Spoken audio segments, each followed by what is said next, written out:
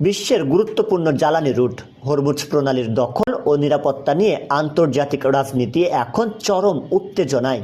Iran ও পশ্চিমাদের চলমান টানাপোড়েনের মাঝেই বড় ঘোষণা দিল যুক্তরাজ্য। ব্রিটিশ প্রতিরক্ষা মন্ত্রণালয় জানিয়েছে, সমুদ্রপথের নিরাপত্তা নিশ্চিতে তারা হরমুজে মোতায়েন করেছে অত্যাধুনিক টাইফুন যুদ্ধবিমান, রাজকীয় যুদ্ধজাহাজ HMS ড্রাগন এবং কৃত্রিম বুদ্ধিমত্তা চালিত ক্রাকেন ড্রোন বোট। 2026-এর মে মাসে এসে ব্রিটেনের এই 11,50,00,000 পাউন্ডের সামরিক বিনিয়োগ বিশ্ব রাজনীতির সমীকরণ বদলে দিচ্ছে।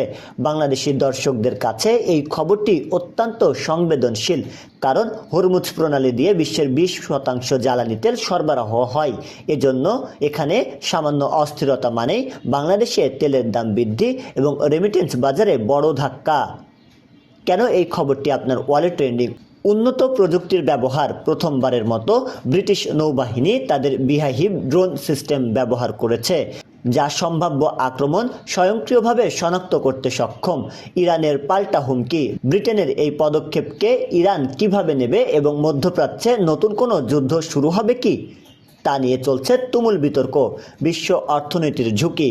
হরমুজ অবরুদ্ধ হলে বিশ্বজুড়ে যে হাহাকার শুরু হবে তার আশঙ্কায় নেটিজেনরা উদ্বিগ্ন।